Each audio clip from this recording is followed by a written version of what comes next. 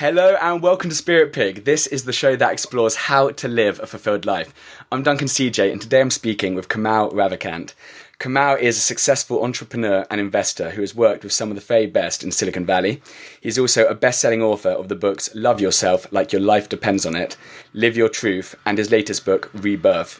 He's had some incredible experiences in his life, including trekking to one of the highest base camps in the Himalayas, meditating with Tibetan monks in the Dalai Lama's monastery, walking 550 miles across Spain, bungee jumping out of a hot air balloon.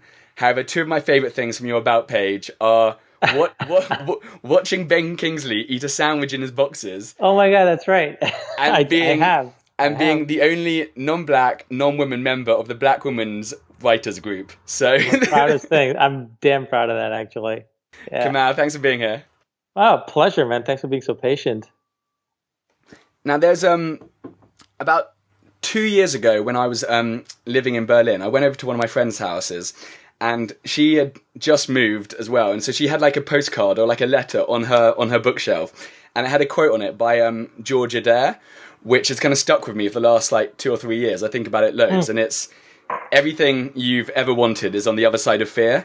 On the other side of fear. That's a classic one, yeah. I know that you've got a similar rule that you kind of live by, and it's if something scares you, there's magic on the other side. There's magic on the other side, yeah. Yeah, I've learned that, man. I've actually learned that so many times in my life, like for the big things that really matter. Like we it's like the magic, the reward is on the other side of fear, of actually doing it. It's on the other side of action. Like Love Yourself, for example, right? That little book that I put out that changed my life, and it's become such a nice little hit and changed so many lives. I was terrified of putting it out, terrified, like petrified, terrified. I thought I was destroying my career. Who's this guy who just massively failed and now has written this little book about how he like pulled himself out of everything, out of bottom by learning to love himself.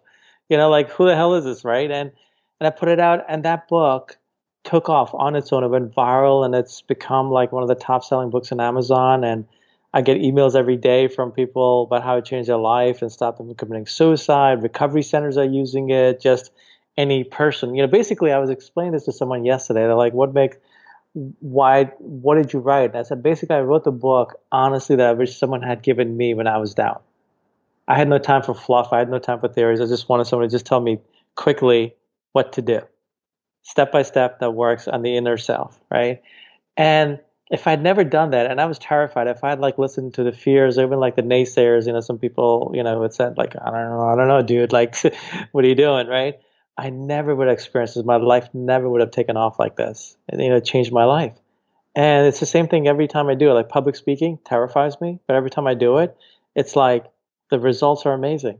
It's almost to the point where like, and I have to remind myself, I'm not perfect at this, by the way, but it's like when it's something that your heart desires, maybe let's make a little bit of a, like just, not exception, but like describe a different definition.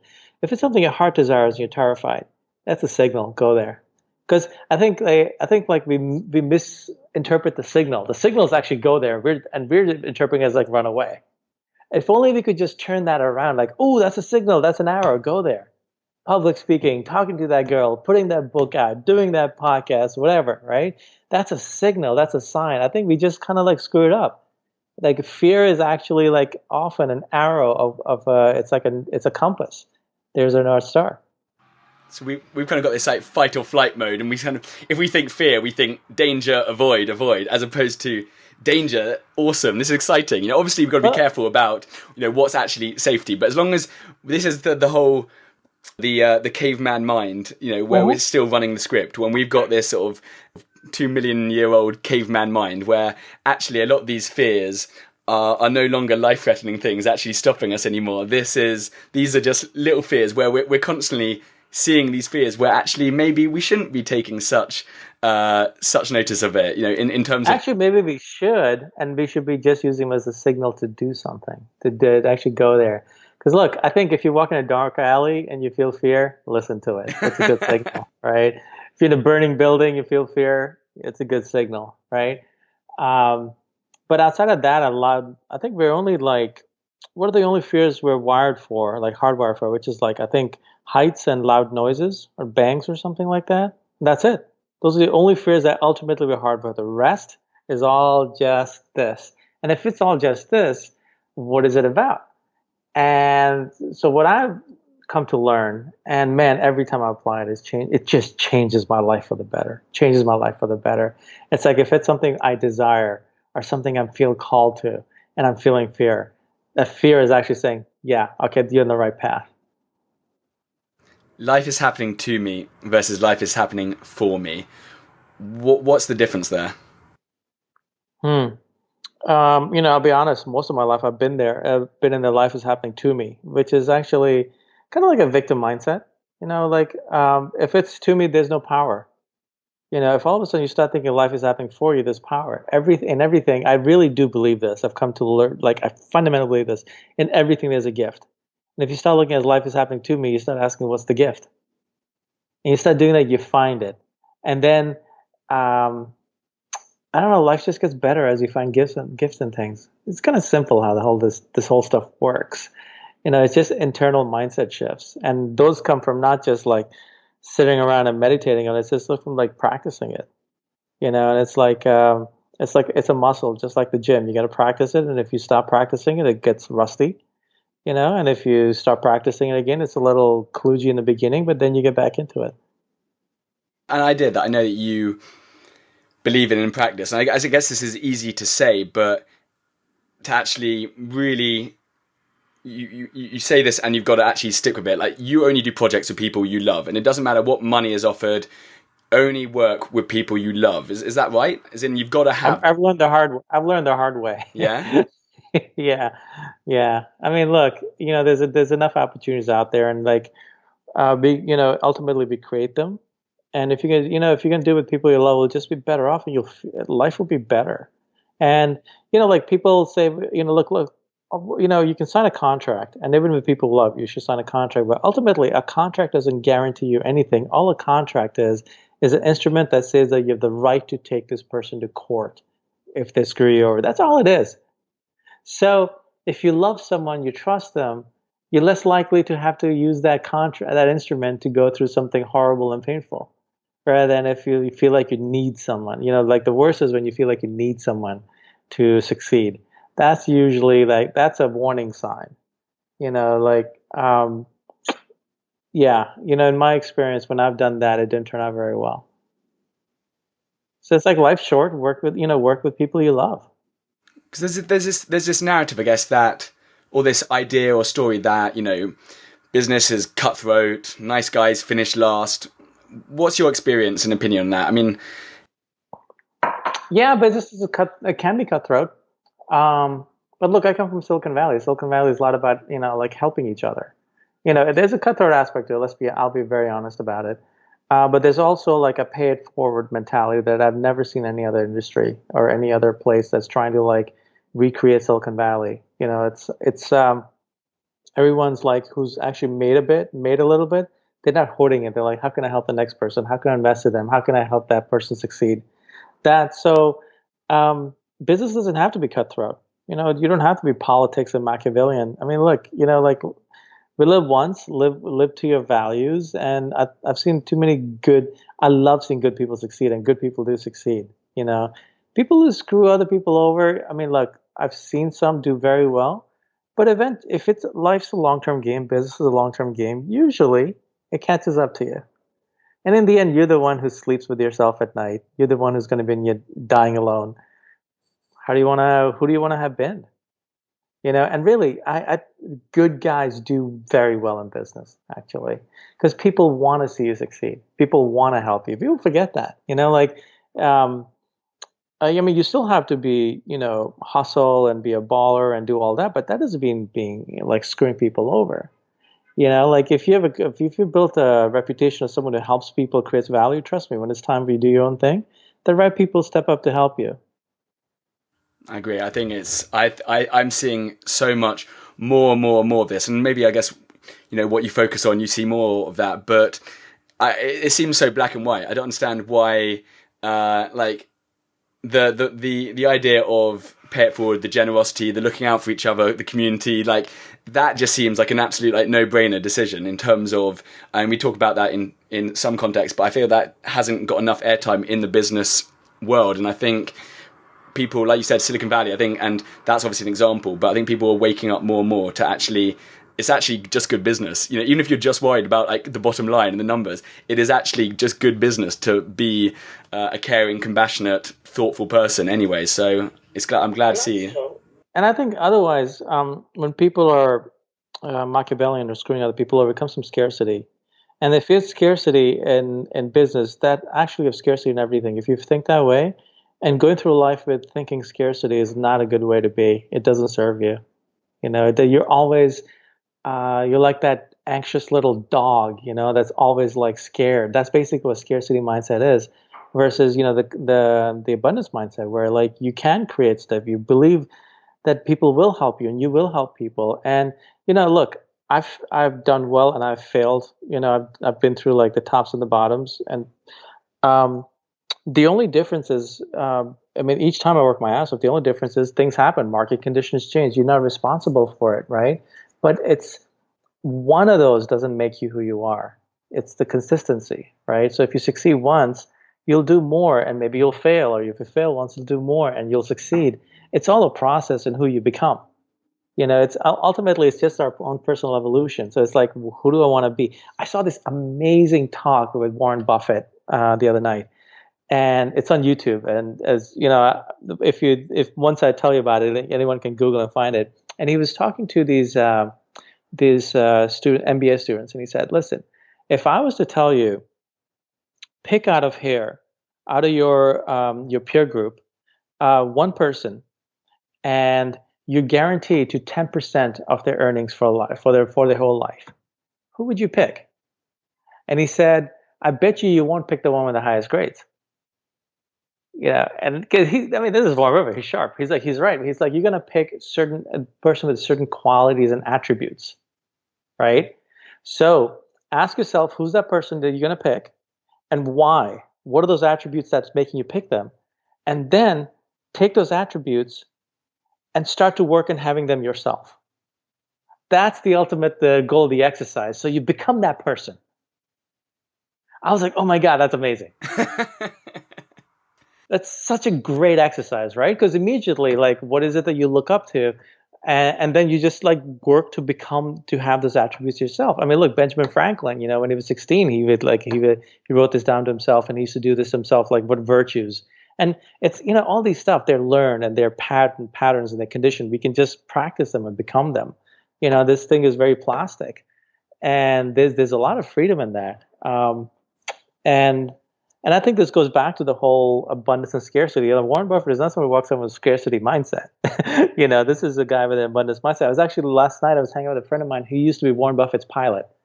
And he was telling me some fun stories of Warren Buffett where like they were in Antigua and like they went boating and they capsized the boat and like Warren Buffett gave him the finger and but you know, he was talking about like what makes Warren Buffett special. One of the things that makes it special is like Berkshire Hathaway, which is one of the best performing companies of all times. I think their stock's worth so much. And he has to ask those of us at dinner, like, how many employees do you think Berkshire Hathaway has? And I guessed, and I kind of know that, you know, it's cheating because I kind of know. I said 12, he said 14. Imagine that, 14 employees. Because what he does is he finds the best companies and buys them and then gives them whatever they need and just lets them do whatever they want to do. That's abundance mindset. That's scarcity would be like meddling and trying to, you know, get in, you know, like hiring and firing. No, you know, and look, that's worked out pretty well for him. You know, if you want to look in the business world, and he's the one that everyone looks up to. Talking about, I guess, maybe a mini segue, like when you came back from a trip to Tokyo, you checked your bank account and 2/3 of your money was gone. It disappeared. Oh yeah. What happened next?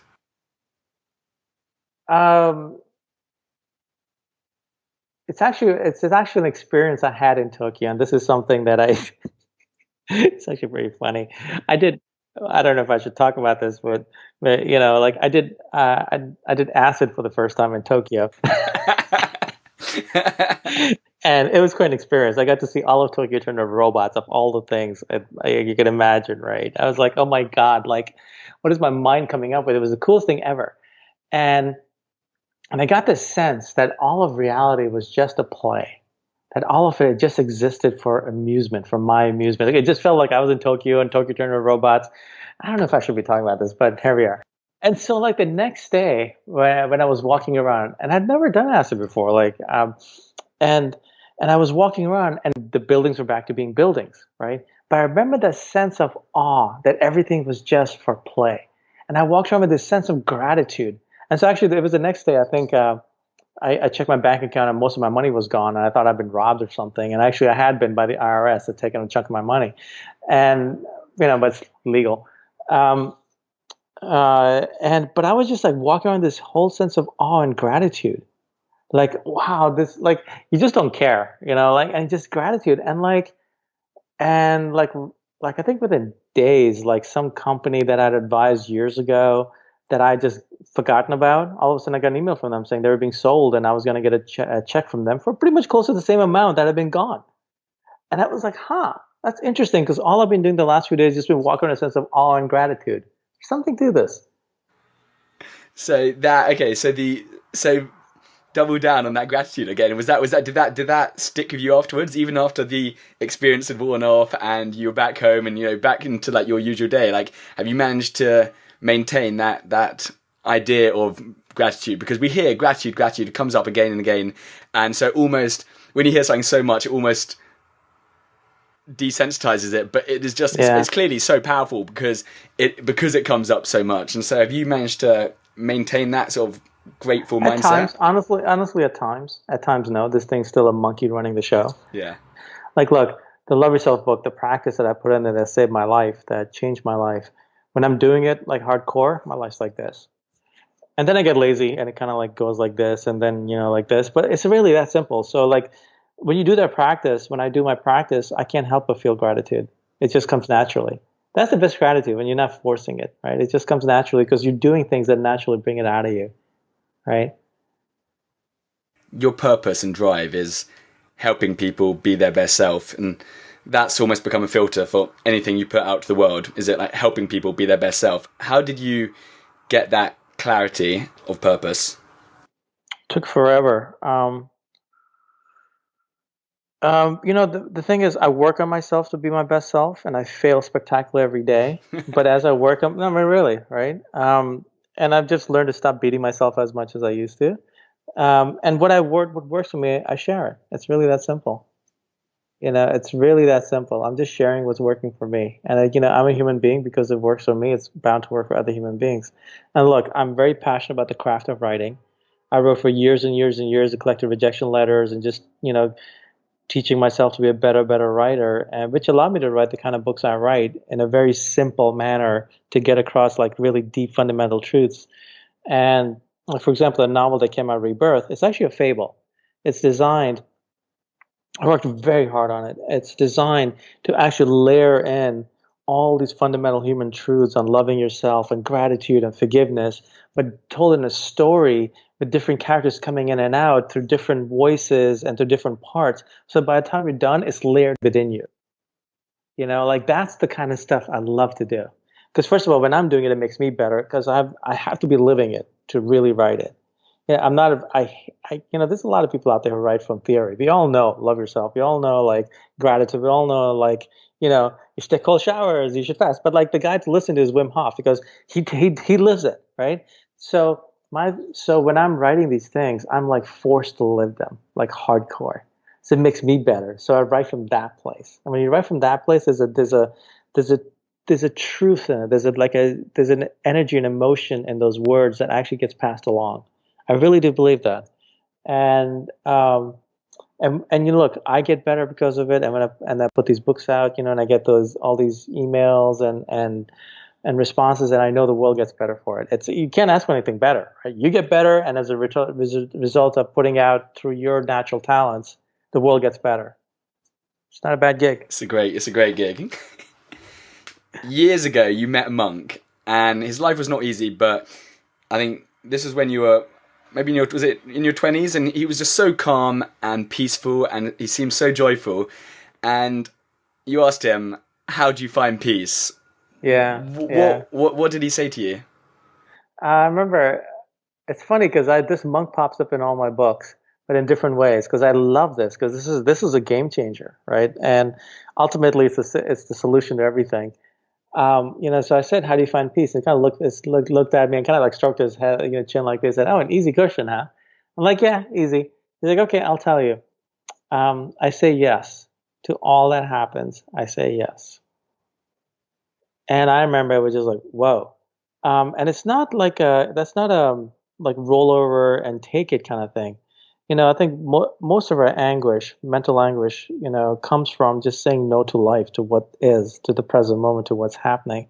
Most of you say yes, you almost like you breathe, right? You just and from there you can do something versus just fighting. I mean, when you say no, you like clench, and it's literally just walking around from that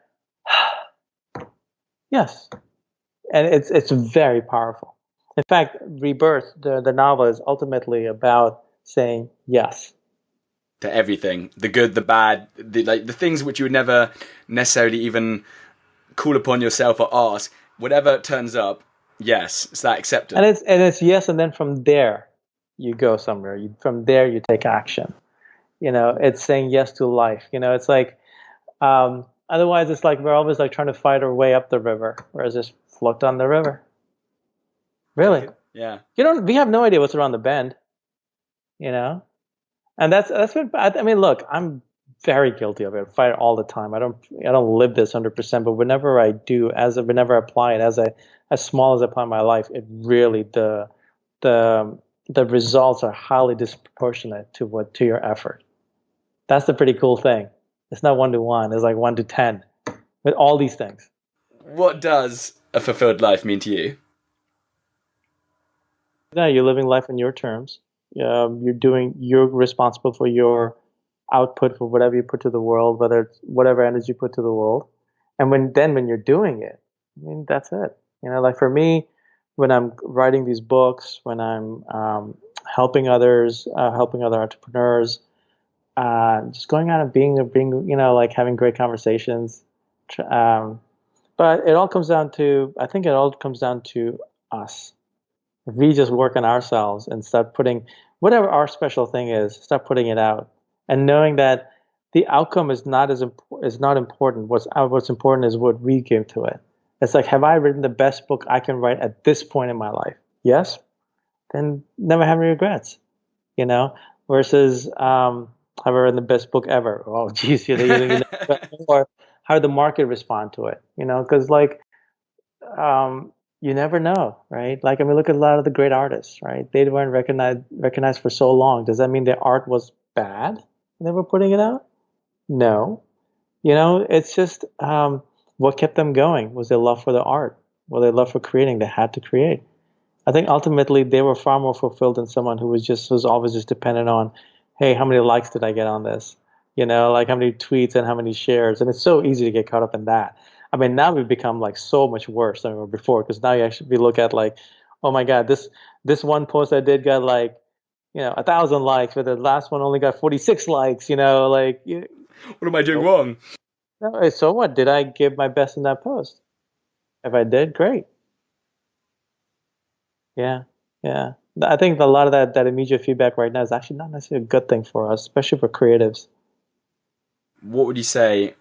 I ask this question at the end of every chat. What is one thing all our listeners can start doing today that will positively affect their lives? Man, I was just thinking about this morning. This is a bad habit of mine, and I stop it once in a while, and I pick it back up. It's like your first half hour of the day and the last half hour of the day, don't pick up your phone. That's simple. It's so that simple.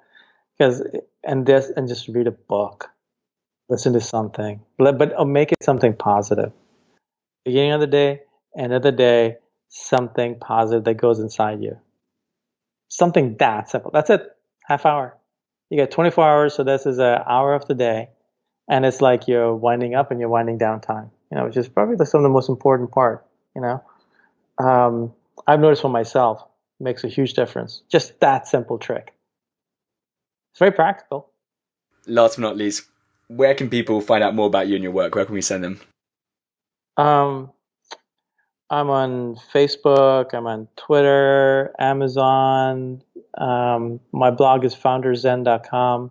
I mean, if you just type my name into Amazon, you'll find my books. And I'd highly, if someone's looking to try and look at my work, I highly recommend the novel because it's like I've taken all these things I've learned, all these like deep things I've learned, and try to live, and woven them into a story that just layers them in and layers them in into the reader. So by the time you're done, you literally walked this journey with this character who's grown, and you've grown with him. Yeah. So, and I'm finding that I'm getting the emails that it works. So I highly recommend it.